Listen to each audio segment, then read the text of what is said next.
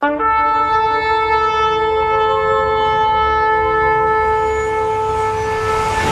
shall rise against nation, and kingdom against kingdom. There shall be famines and pestilences and earthquakes, and this gospel of the kingdom shall be preached in all the world, and then shall the end come.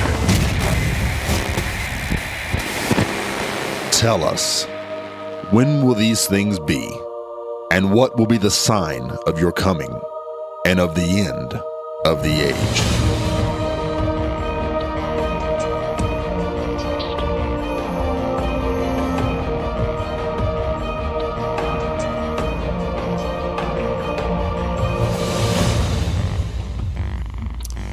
Well, ladies and gentlemen, we have a very special program for you today. With me in the studio is Mr. Kamal Saleem. He is formerly a member of the Muslim Brotherhood. If you wonder what one of those people look like, well, you're going to see one today. If you're watching on the internet or if you're listening on the radio, you're going to hear from one today. He also was formerly working with the PLO out of Lebanon. That's where he was born. And we're going to tell his story to you today. Plus, we're going to give you a chance to call in and ask him some questions that maybe you've wanted to ask for a long, long time. So I want to get started right away. Kamal, so nice to see you again here at End of the Age. And I guess we just start in by saying, look, tell us your story. Kamal was born in Lebanon to a very strict Sunni family there. So from there on, just tell us what happened. Well, my life is, my dad took me out of school at 7 years old. Now we have 14 brothers and sisters living in one house, living room, bedroom, and a kitchen. And I was not the brightest or the smartest, but I was the purest. So therefore, my dad asked me to go to work. He commended that I go to work because I was not good enough. Now wait, 7 years of age. Yes, sir. And your dad orders you to go to work. Yes, sir. Of course, he's got 14 kids. Somebody's got to work, obviously. Yes. But still, that's a little bit different from the Western mindset that anybody would do that to a 7-year-old child. You see, child slavery is doable. How do we know it's child? Slavery in Islam is permissible. Allah said in the Quran that everybody is owned by somebody. You know, everybody owns somebody. You know, I own you, you own somebody else. So slavery is part of life. That's how the Quran put it together. When we look at ISIS, they capture these, Christian women and Yazidis, and they sold them, and after they raped them, and they sold them in Saudi Arabia, in Iran, in Turkey, because it's permissible in Islam. See, we've read about these horrible things, and our brain won't wrap itself around it because we're saying, that didn't happen. That's inconceivable. Because we don't have the background or the mindset to understand it. But what you're telling me right now is you understand it perfectly from an Islamic standpoint. Oh, and it's perfectly normal because in Islamic constitution that we refer to it as Sharia. Sharia is made from a trilogy, a 3-component: Quran, Hadith, and Sirah. Quran is the book of Islam. Hadith is traditions of Muhammad, and the Sirah is the biography of Muhammad. When you combine those things, it was what Muhammad says and what he did that Allah came to back him up. Okay, I want to make sure that we all get this. So you're saying the 3, would you say holy books? Actually, 2 of them are books because the Quran is a book. Yes. It's an Islamic holy book. Right. That's called Quran, which is the reading. Right. The Hadith is what Muhammad spake, and he declared, he said Allah said this to him, or if you do this, you go to hell, you go to heaven, you have to go to war.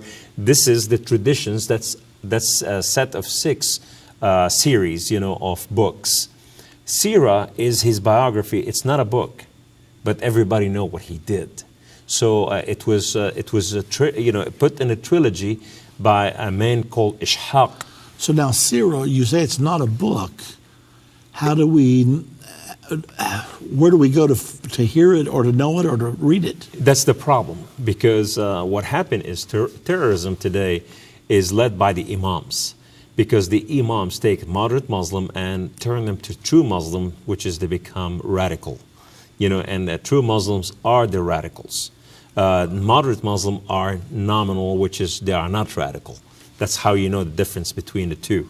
So therefore, what happened is a seerah is told many times by imams, although it's put in a chronology, what so have you, but nevertheless the imam tells the story. So it's told verbally. Yes, the majority of Islam is told verbally, because remember that the Quran and the Hadith are not written in different foreign languages. They're written in Arabic language, very unique Arabic language called Quraysh language, which is the Muhammad bloodline of his tribes, and that it was a Bedouin, that it was 5th century language, right there, a desert language, which is a lot of people don't understand it. So therefore what happened is majority of the Muslim, like in Indonesia, like in India, in Pakistan, there's more Muslims than anywhere else in the world, more than the Arabs. These have to learn everything by Arabic and be told what it meant and what it says. So therefore they have no idea what it's saying, but they have to follow what it says. So all that is done, and that's, I suppose, the work that's done in the mosque. In the mosque, and at homes. Yes. Okay. They call it cells. Terrorist cell doesn't start by itself. It starts as a religious cell first. Okay. And it's always split at about 6, 7. When they go to 7, 6, 7 people, they split and they create another cell. So what happened is that's where Islam is being taught, and that's where deep dark things are released. What Muhammad did, what we should do, how do we activate the culture. So when it happened in those places, now they become radicalized, and this is when this guy becomes so radical that he establishes his own cell and what so have you.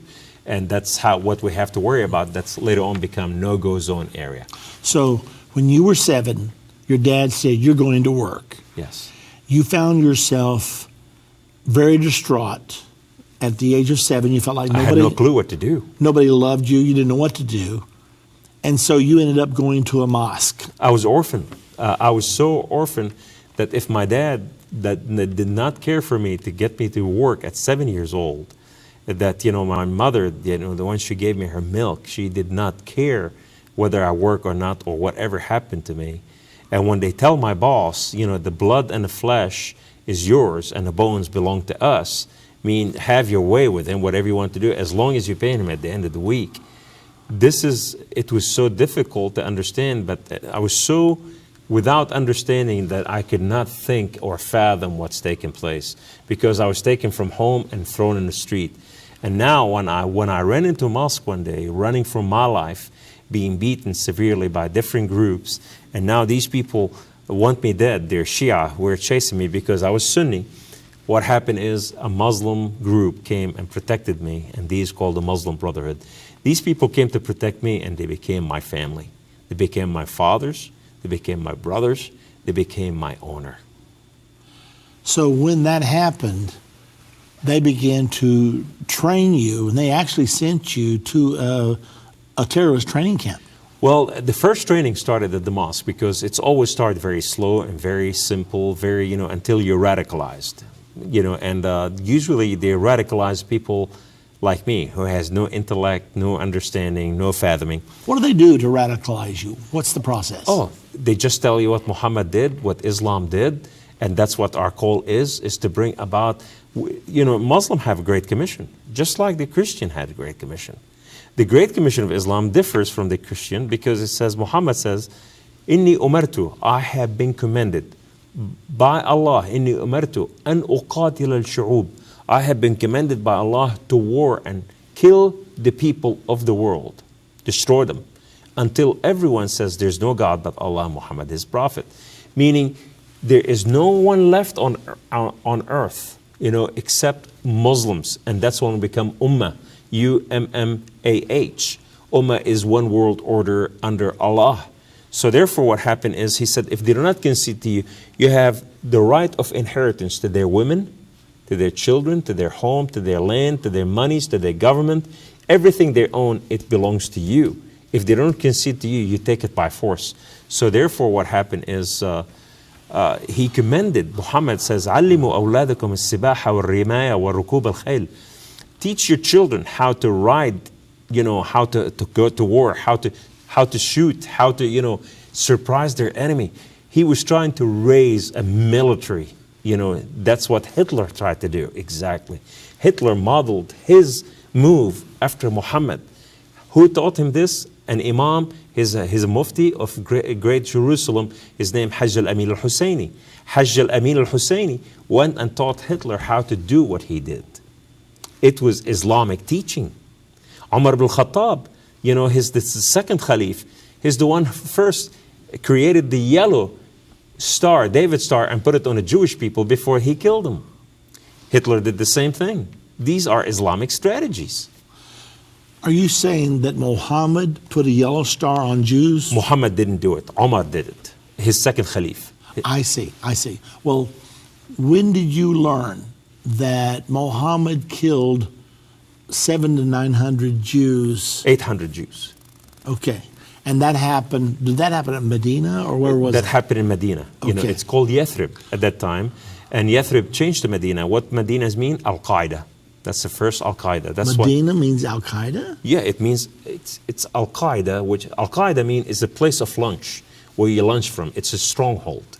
So Medina became his stronghold. That's where he launched all his war from. So that's what Al-Qaeda means. So the way I heard it, the Jews tried to surrender to Muhammad? Jews were in charge of this. They owned the land, they owned the agriculture, they owned everything. And he came to make treaties with them. He came and said, I am your final prophet. I am the last prophet of the Jews. That's what he came to tell them. They said, the prophet of the Jews we know, and you are not one of them. You are not our prophet, because what you have, because the majority of Islam, it's collection of what's written in the Bible, from the Old Testament to New Testament. It was taken from there, taught Muhammad when he was a young boy by a priest. His name Buhaira, Imam. His name is Qassis Buhaira, which is Rahib, which is priest Buhaira. And he took him in when he was a child, and he taught him all that he needed to be taught. Muhammad took those things and he proclaimed that Allah gave him those things, and this is what Allah spoke to him. But Muhammad, didn't know about all this until he was in his 20s. That's when he had his first encounter in a cave. So when they were radicalizing you, did they teach you to hate Jews? Oh, it is in the Quran.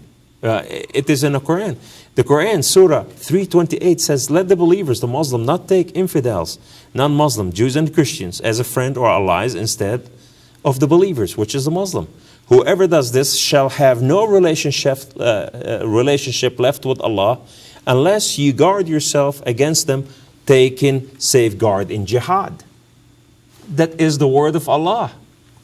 And he targeted the Jews and the Christians. Wow. Well, let me pause just a moment because we won't nearly in this hour cover all this material, but Kamal has produced some wonderful things from his Koom Ministries. By the way, if you'd like to go to his website, it's Koom Ministries, Koome Ministries.com. However, if you would like to have these two works, this is 2 DVDs, 6 lessons. And the title of this series is The Threat of Islamic Extremism. And tell us a little bit about Boykin, the general that worked with you on this project. General Jerry Boykin, he was hired by Ronald Reagan. He was one of the founder of Delta Force. And me and him came together to put this together. And the way he knew about me, my name was on his list to take me out. I'm the bad guy.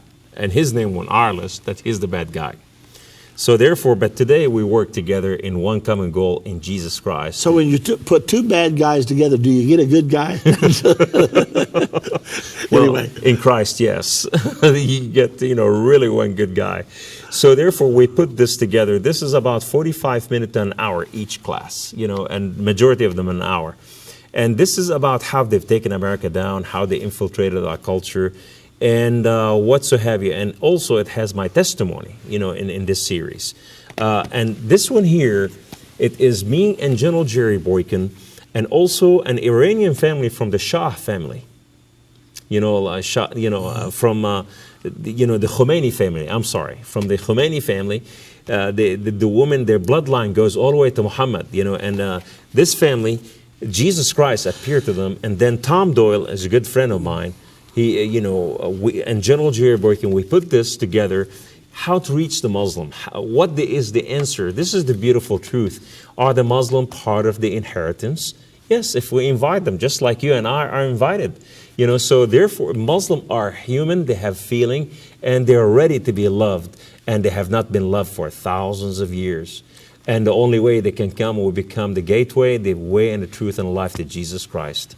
This incredible treasure is available to you. 6 lessons, $35. 6 lessons, $35. Or put them both together, $60 for these 2 albums containing all this information. Now, there's one other thing that I thought it would be appropriate to add to this, because Endtime Ministries has 2 DVDs on Islam in the Bible. The first one is called Will Islam Rule the World, and Will the Antichrist Be a Muslim? A lot of people think that will be true. We give the answer straight from the Bible, so you'll know for sure. And then we have our other lesson, Islam in the Bible. We prove to you that Islam was prophesied in the Bible before Islam even existed. Well, you can put those 2 DVDs together with this, so it's a total value of $110. But for your gift of $90, we'll give it all to you. So call us. The number to call is 1-800-ENDTIME, 1-800-363. Just ask for the Islamic Invasion package. Because Kamal, we see Islam all around us, but it's like fighting fog. We don't know where the handle is. We don't know what to do. We don't know what the issues are. So that's the reason this resource is so absolutely tremendous. I'll tell you what let's do. Let's take a moment and go to the phones right now, absolutely. Kamal, because Tara is calling from Maryland. Tara, welcome to End of the Age. And what's your question for Kamal Saleem today? Hi, good afternoon. The question I have for Kamal is, when you were a child and you were being radicalized as a young boy, did you have the feeling in your heart or your spirit that it was wrong to be so not nice, I don't know how else to put it, evil to other people? That's a great question. I'm so glad you asked that question. Here's the thing. As a child, I was born to a Muslim family. My family were a solid Muslim family, meaning they were really deep into radical. As a matter of fact, my cousin is the Holy of Holies. He is the Grand Mufti of Lebanon. So therefore, what happened is, in that childhood, I loved Allah. The stories that my mother told me, it is about how great Muhammad was, how Allah loved us so much, and all this. So I fell in love with Allah. As a little child, I used to climb on the rooftop of the building in the cold Beirut nights. I undressed naked and I roll in the cold, wet ground, and I cried to my God, Allah, if lam takun li faman li. Allah, my Lord and my King, if you are not for me, who will be for me? And I used to cry like this for hours because I want to have a relationship with Him. And I never had a relationship with Him. I never heard Him. But the only thing that made Him, pleased Him is if I offered my life offer my blood to Him. So I fell in love with a false God that He demanded my blood, and I was willing to give it because the milk of my mother, the milk that I was taking, it was radicalized milk. It was poisoned with radicalism, and I believe this is the true way and the life and the truth. Okay. All right. Thank you. Well, thank you, Tara. And thank you. Like Kamal said, it's all he knew, and he believed it with all of his heart because, what's a 6-7-year-old child to do? Everybody you love, your mother who taught you and fed you. This is my world. Yeah, she put it, and you had no point of reference. They never read the Bible, never heard about Christianity. Well, we were taught that the Jews and the Christian perverted the truth, meaning the Jews, they perverted everything, and every Jewish prophet is a Muslim prophet, is not a Jewish prophet. Even Adam was a Muslim. So they lied about everything. And then, the Christians, they called Jesus, which is his only nominal man, only a prophet, he was, called the Son of God. And he was not crucified. And, all this is a story, is a figment of their imagination. So therefore what happened is Islam reasoned by mind, if this is not possible, because now remember, Islam was birthed in the desert. It was birthed in the 6th and 7th century, right there. So they were reasoning, how could God have a child, if that's true? So therefore it must be a lie. So therefore they came against all those lies, and they said Islam came to bring about the oneness of Allah, the oneness of God. So what happened is, Baal, which is Baal in English, was the highest deity in Kaaba. There was 360 God, and Baal was the highest deity. But Baal has every God power. So when Muhammad came about, he declared that he's the only true living God. And he pointed to him. But a lot of people today, they do not understand when they call Akbar, meaning A'la, meaning Baal. That's what it means. They declare and Baal is greater than God himself. So now how do we know that Allah means Baal? Explain that to me. Okay. Allahu Akbar, meaning he is greater, he's bigger, he's higher, he's mightier. He's exalting himself above God of heaven and earth. He's declaring himself he is the greatest thing ever. But yet in the Quran, he called himself the great deceiver. He referred to himself as, I am the greatest deceiver ever. But then when you look in his names, one of his names is Al-Mumit, which is the one who murdered. And then the oppressor, the confuser, the destroyer. He has all those names that in the Bible says that's who Satan is. So therefore what happened is when we look at the deities referring to himself, yet he lied, but he did not, he hid it in the most confusing way that a lot of people did not understand what it is. So that's how we know. That's why when they kill somebody, they say Allahu Akbar. This is when they married and they celebrate, they say Allahu Akbar. Everything is Baal Akbar. Baal is the higher and greater and mightier. And all of it is right there in the deity. That's what we teach out there. I give conferences on those. I teach, I have syllabus that I teach in university and colleges on the history of Islam, the doctrine of Islam. When you study all this, you go like, wow, all of it point not to Rome, but to, to Baal, right there. Well, let's go back to the phones now. Joseph is calling from Florida. He has a question for Kamal. Hello, Joseph. Good afternoon, and thank you for being on the show, Kamal. Thank you. I have a question which I think would be important to all the listeners. What do you feel would be the best way that we could witness to Muslims without putting, having them right away put up a wall of defense, because I love to witness to people, and I'm sure there are other people out there that love to witness. And I know personally I've been hesitant because I'm like, well, I don't want to say anything that would automatically have them put up a wall, like a defensive wall, and they, drive them further away. Okay, Joseph, thank you very much for your question. Kamal? Well, Jesus spoke to Peter and he said, Peter, do you love me? He said, yes, I do. He said, then tend my sheep. Then he asked him the second time and the third time, and he told him to feed his sheep, to tend his sheep.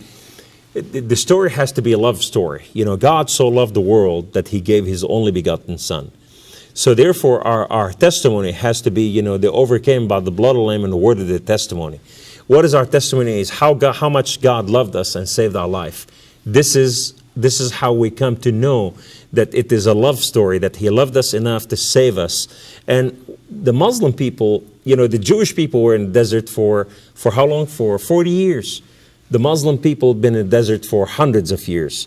Or for thousands of years for that purpose, And so therefore what happened is, it's an orphan spirit versus spirit of adoption of Jesus Christ, meaning we need to bring them into, be grafted and adopted into the promise.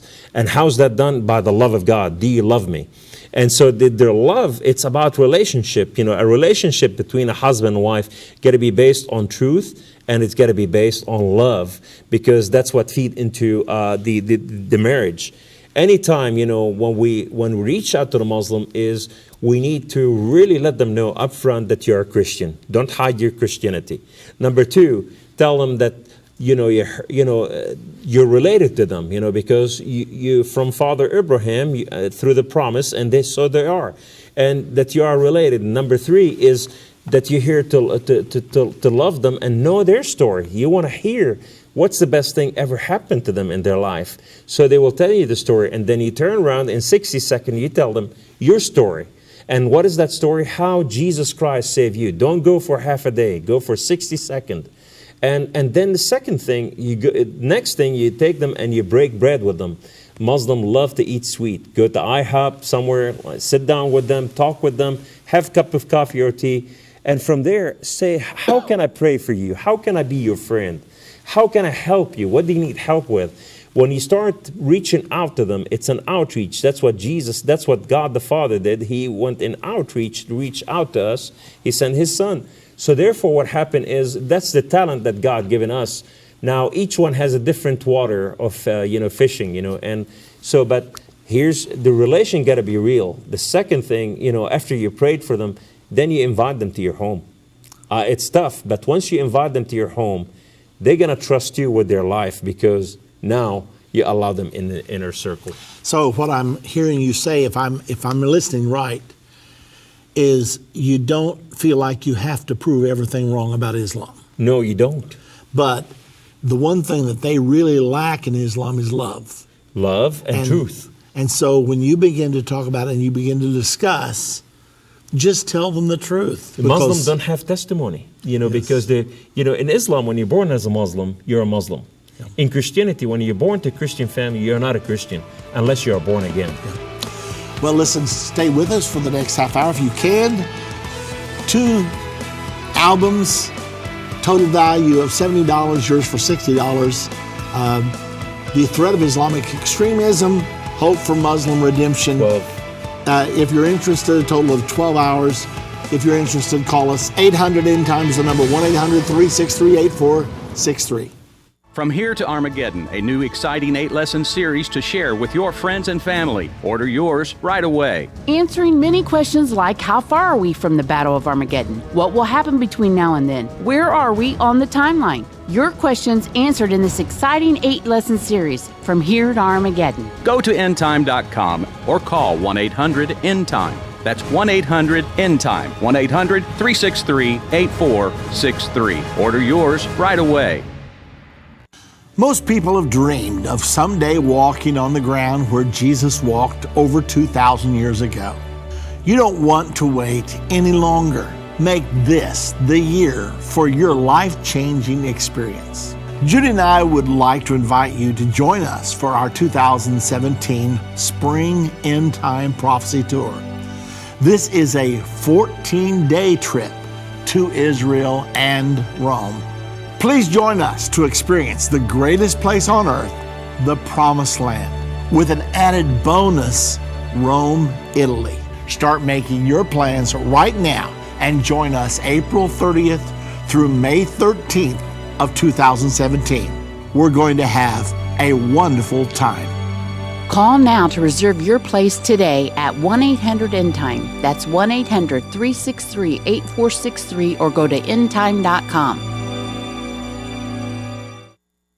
If your station only carries the first 30 minutes of End of the Age, go to endtime.com and click the watch button to continue today's broadcast. You can also finish up later by clicking the archives button.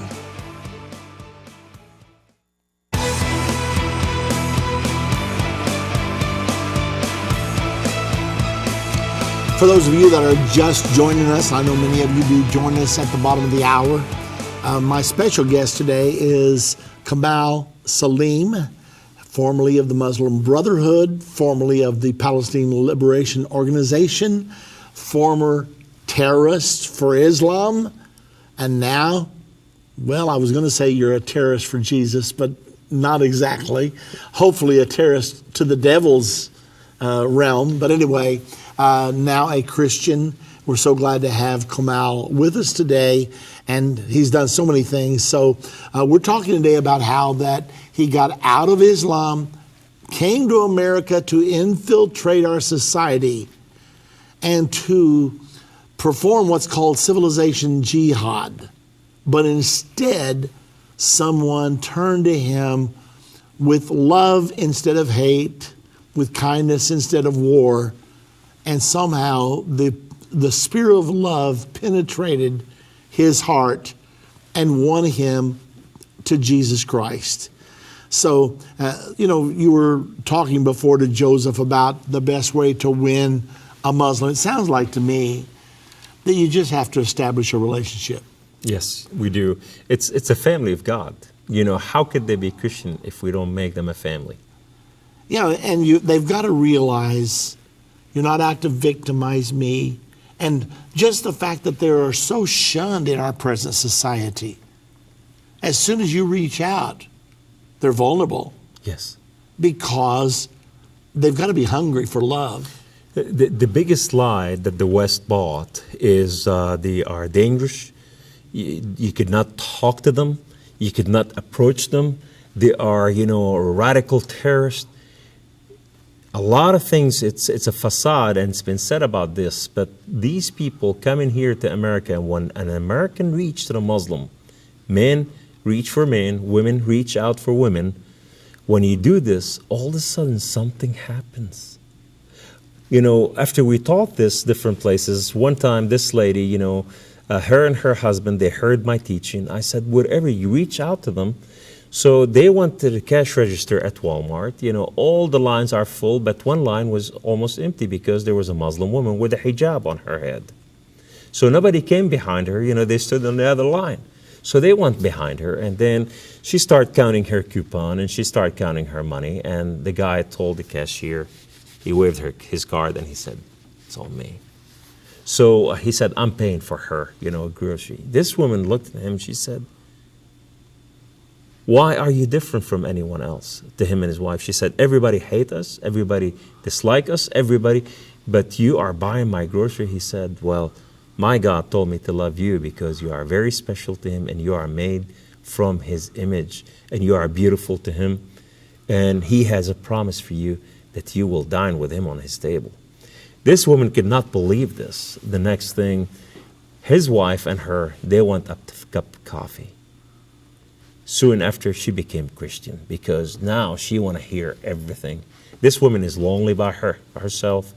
That changed her entire perspective. Wow. Then one day the husband met the husband, and the whole family today, they attend church, they have 6 children, husband and wife, and they are celebrating Jesus Christ. It's just started by a gesture of love. Yeah. Well, I'm so thankful, Kamal, that you're really sharing this with us because, frankly, most of us don't know how to even start a relationship with a Muslim. That we think they don't want to hear from us, we think they hate us, and I guess they think the same thing of us, and so consequently we just don't have anything to do with each other. But, all these Muslims coming into America, I'll confess to you, it concerns me. Are they going to change the Judeo-Christian culture in our country, as some of them probably do want to do? On the other hand, maybe God's sending them here so we can have a great Islamic revival turn into Christianity. Well, here's the thing. I came to change America. So if you don't change me, I'm going to change you. This is how it is. But here's the secret of secrets. I was terrorized by love. Because darkness, when the light comes into the darkness, darkness doesn't know what to do. It has to surrender to the light. And now it become light when the light entered darkness. So therefore what happened, that true love, he said, if you don't praise me, the rock will cry out. Well, the rock is crying out. If you want somebody to go, send me, Lord, send me. And God is saying, okay, I'm going to send you. I'm going to bring you here. I believe, there's 7,000 groups left in the entire world, to be reached. The church in the 1900s reached everything except those 7,000 groups. The majority of them are Muslim and Hindus. That's the only groups left on earth to be reached, and plus some tribes here and there. In the next 8 years, we can reach them in no time, and they are here in America. When they become believers like me, send them back home. Send them, bless them. They can change the earth from within. Let's talk about the dark side for a minute. Yes, sir. Many of them are here. We need to reach out to them. They need to be saved. Yes. But what about those who are already radicalized that you say those are the ones that are a problem? How many are in America right now? Do you have any idea? And how much danger does it present to our American way of life?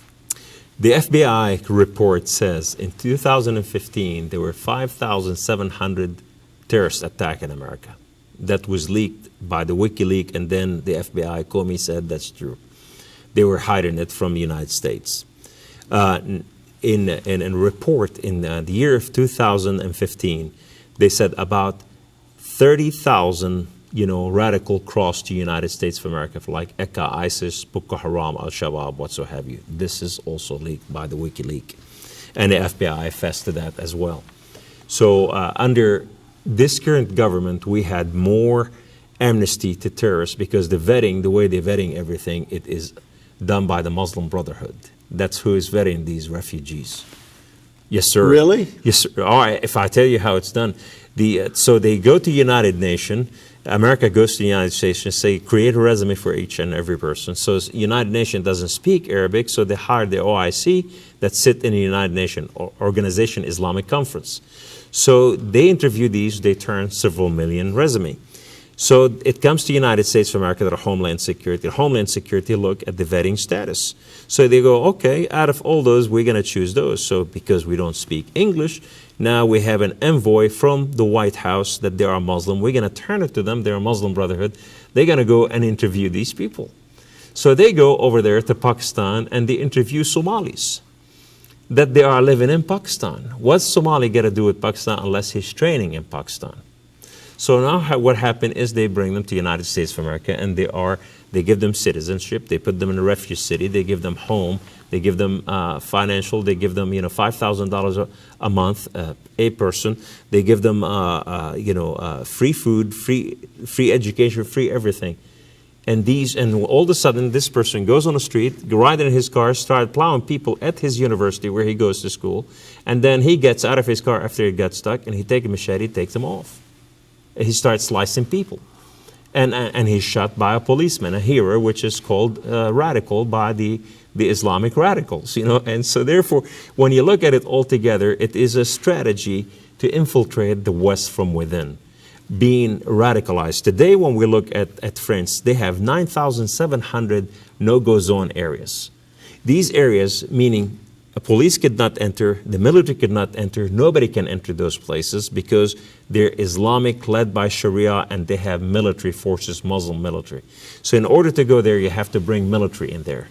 And now here we have them in the United States all over, being established by our government, called refuge cities. These will turn overnight when they reach their maximum capacity and they start building mosques, schools, everything over there. These are changing our culture from within, So therefore, what happened is we need to understand the mind of the enemy. In order, to really defeat the enemy, we need to recognize their nature, their weapon, and their strength.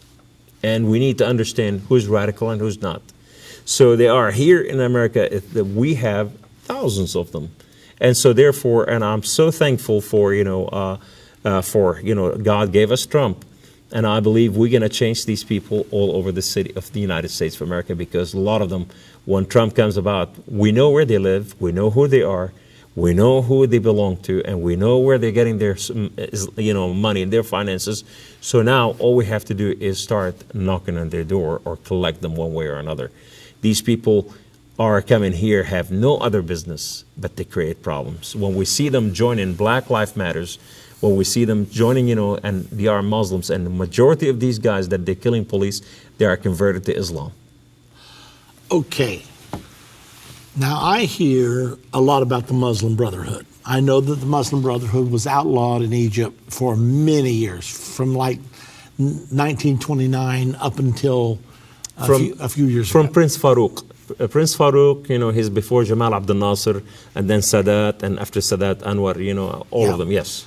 Until finally the Muslim Brotherhood was allowed to run for office, 5 or 6 years ago? Yeah, Mohammed Morsi.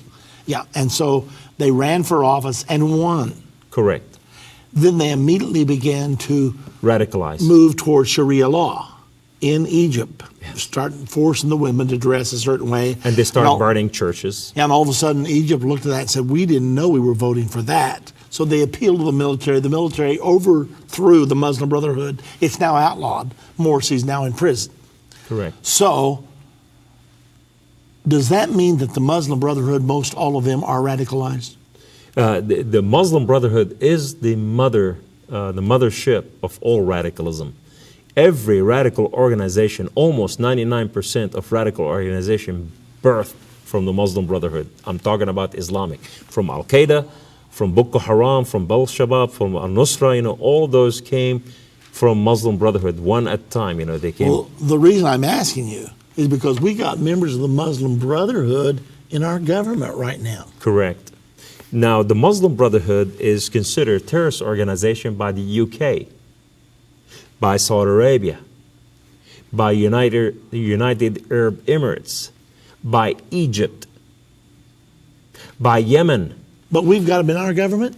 Correct. We got them by our government. But here's the thing. We got to understand that a lot of people are afraid to say this, but you did not say, your program doesn't own it. Kamal Saleem owns it. President Obama is a Muslim. A lot of people don't want to say it like this. He's a Muslim, his father is a Muslim, and he came to bring about Islamization to the United States of America. So therefore, he came against Christianity and Judaism, and he established socialism and Islamism. And so therefore, he was changing that culture.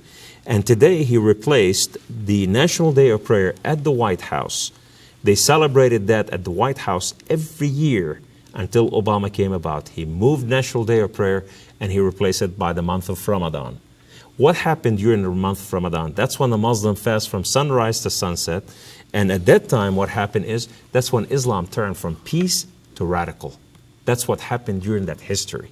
This is when Muhammad went from Mecca to Medina. This is when Islam, so God says, I changed my mind. Allah, God of Islam, says, I've changed my mind, and everything I've given you in Mecca, I'm replacing it with this stuff I'm giving you in Medina. So therefore, this doesn't apply, and if you don't follow me, I'm sending you to hell. Ladies and gentlemen, 2 sets of DVDs. The Threat of Islamic Extremism. Is this 6 hours? It's nearly 6 hours. Around 6 hours.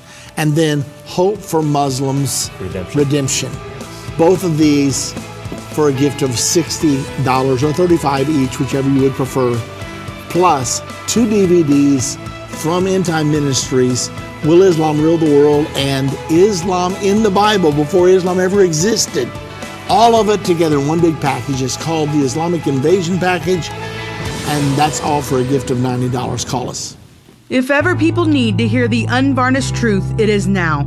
There are some subjects that are not politically correct to talk about, but they're urgent. That's why I'm grateful for Endtime magazine. If you're not a subscriber, you're missing information that will really impact your life. Endtime has a bi-monthly magazine that explains how current events are fulfilling Bible prophecy. You can get a 2-year subscription for only $29. You can also get a bulk subscription and pass them out to your church. We have gotten reports that Endtime magazine has caused spiritual awakenings in churches when they see the prophecies being fulfilled right now. You can start your own ministry and leave them in doctors' offices, libraries, laundromats. You never know if you might be responsible for saving someone who is searching for the unvarnished truth. That's what the magazine did in my life. Call 1-800-363-8463. That's 1-800-ENDTIME and get your subscription today.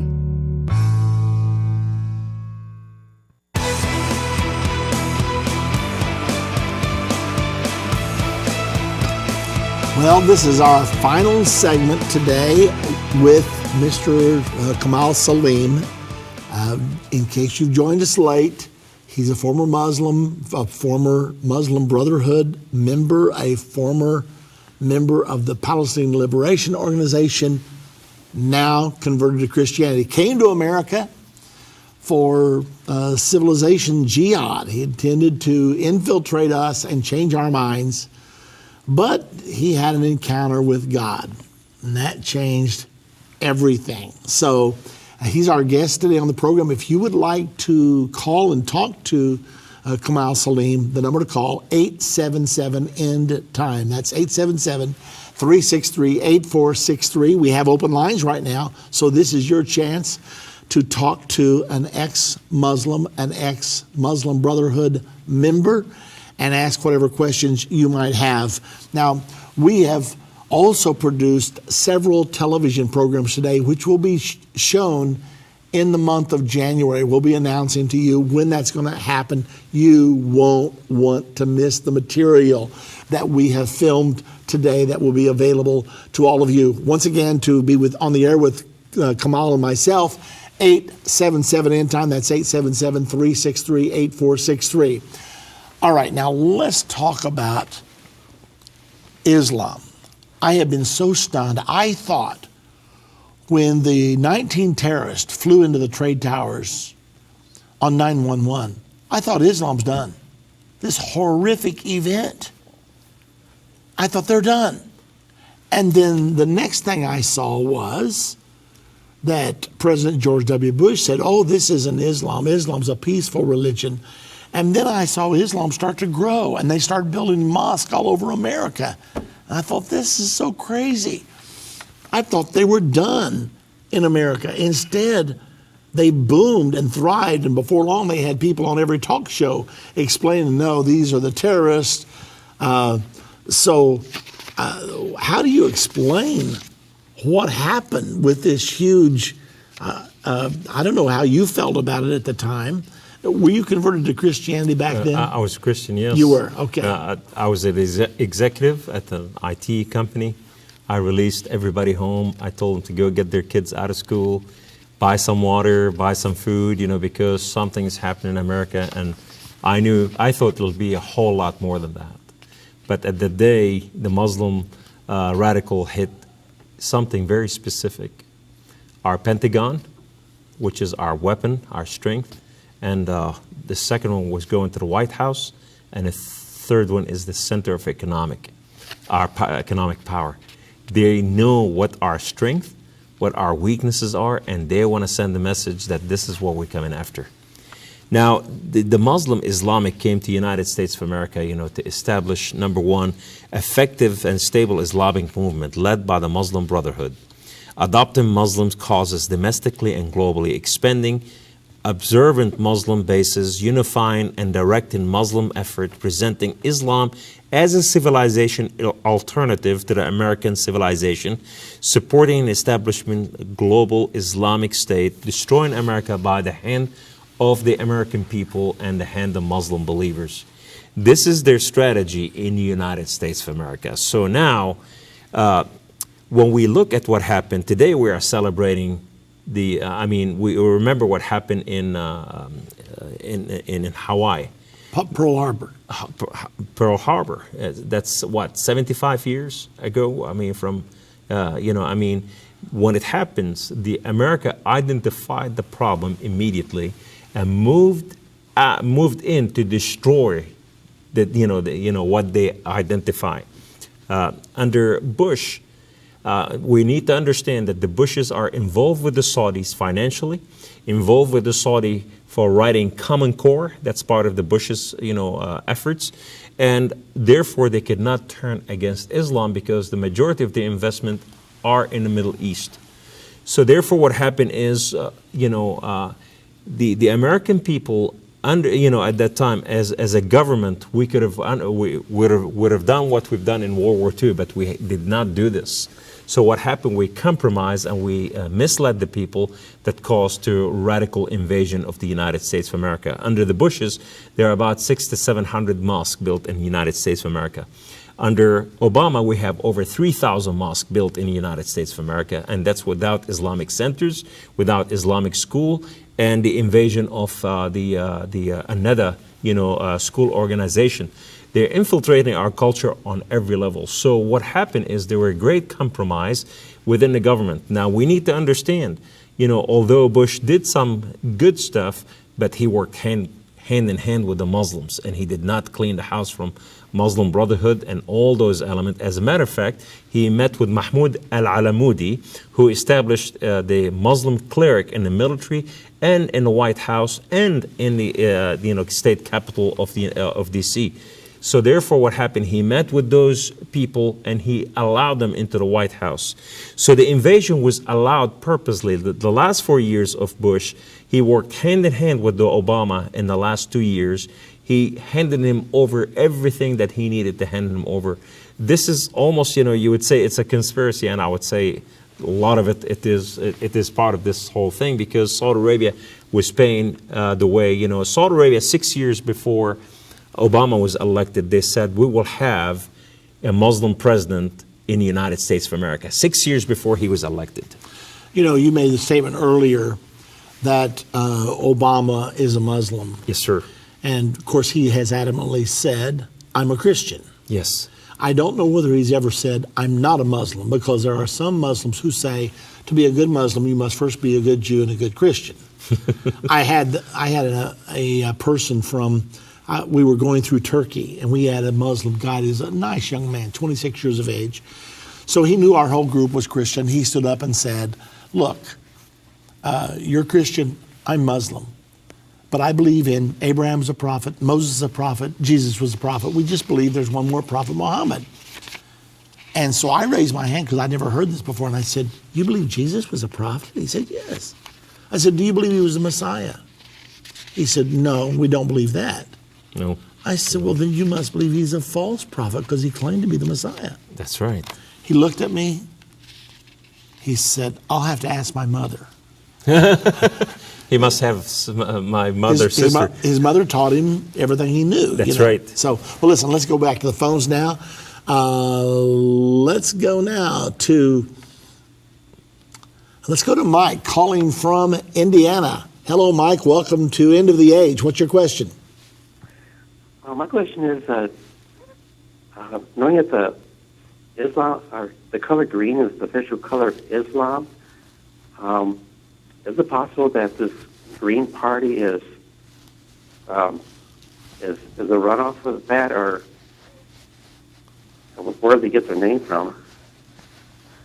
Okay, thank you very much for your question, Mike. He's asking if the Green Party has anything to do with Islam's color being green. What do you think? I don't think so, and but that's a good question. It's good way to look at things. The Green Party is it's specifically to work with universalism or dualism or a globalism.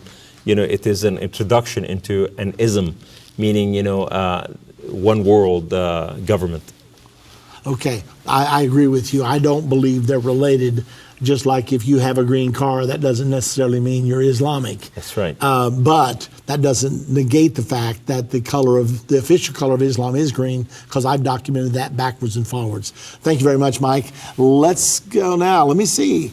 We have a question from, I don't know who, but it must be anonymous, but the question has come in. What is the difference between ISIS and ISIL? Do you have the answer to that, Yes. Kamal? This is part of the teaching that we teach about in our curriculum. The difference between the two, and nobody said this. This came from the United States of American government. That came from the White House, not from the D.C. State Capitol. That came from the White House. So when we look at in the ISIS, it refers to the Islamic State of Syria and Iraq. But ISIL, it refers to the Islamic State, and it's in the Levant. What is the Levant? Levant is when, in World War I, when Turkey lost the war, when they joined power with Germany, and they lost the war, and they were broken to pieces at the time. What happened? Turkey used to sit on what's called the Levant. The Levant was Syria, Lebanon, part of Turkey, part of Iraq, Jordan, and Palestine. There was no existence that was prior to 1948. Israel did not exist, so it's called Levant. So therefore what happened, what we say ISIL, meaning Islamic State of the Levant, that's no existence of Israel. Israel does not exist whatsoever because that is prior to 1948. So that brings the question is, why did not America destroy ISIS by now? Could we have destroyed them? Utterly, in no time. Why didn't we stop their oil? Why didn't we do a lot of things? Why didn't we put our drones on the Turkish, borders and stopped everybody from coming to join ISIS? It was specifically, unfortunately, the American government was part of the birthing of ISIS, and they funded a lot of ISIS movement to start something new to deal with Bashar al-Assad and deal with all those dictators. But turnabout, it went beyond, and they took it on, and they thought, this is, Islamization of the world. We're going to introduce the Khalif. But nevertheless, only the White House declared ISIL. Prior to that, nobody knew what ISIL meant. That means Israel does not exist. So you believe that using the name ISIL means we understand that this power ultimately should rule Jordan, Israel, and the entire Levant area. The Levant, yes. The Levant, which has come all the way to Gaza, all the way to, part of Egypt. Mm-hmm. And that's basically where the Jewish territory is, from the Euphrates to the Nile. Yeah. We got time for one more call. Kamal, and calling from Pakistan, Haroon. Hello, Haroon. What's your question or comment? Hi, this is Haroon. How are you? Very good. This is my first time I call in live program. I just came in this country 3 years ago. I'm from Pakistan, so I just heard about that ministry. Unfortunately, I just reached on my parking lot spot. I'm going to my work, and I don't have enough time to listen to both of you, but God bless you. I agreed what he's talking about Muslim and everything, because I'm grown in a Muslim culture, but I'm a born Christian, like my forefather in Christian. So I'm on my way. So hopefully God bless you all. And I keep watching that ministry, and I'm encouraged to the people, they should watch that so brilliant teaching like I never heard in America. I live in New York right now, so I'm almost on my job. So God bless you guys. God bless you. Khuda Hafiz, Brother Haroon. Thank you. My name is Haroon William. Khuda Hafiz. Thank you. I got to let you go, Haroon, but thank you for the phone call. We're just about out of time, but one more time. The Threat of Islamic Extremism, 2 DVDs. Hope for Muslim Redemption, 2 DVDs, both by Kamal Saleem. You can get both of these for a donation of $60. If you'd like to also get Will Islam Rule the World from Endtime Ministries, and also Islam and Bible Prophecy from Endtime Ministries, the whole thing together called the Islamic Invasion Package, for your gift of $90 or more. If you'd like to get it, call right now. The number to call is 1-800-ENDTIME, 1-800-363-8463. God bless you, Salam. Thank you so much. Great to have you. God bless you.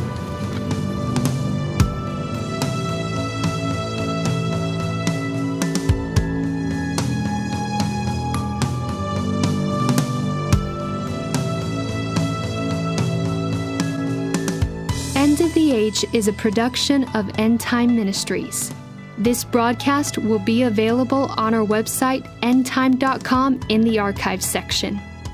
On our website, you'll also find more information about how current events are fulfilling Bible prophecy. To reach our operators, call 1-800-ENDTIME. That's 1-800-363-8463. Endtime Ministries is partner supported. We would like to say thank you to our partners who made this broadcast possible. To do what Matthew 24:14 said, to reach the world with the gospel of the kingdom.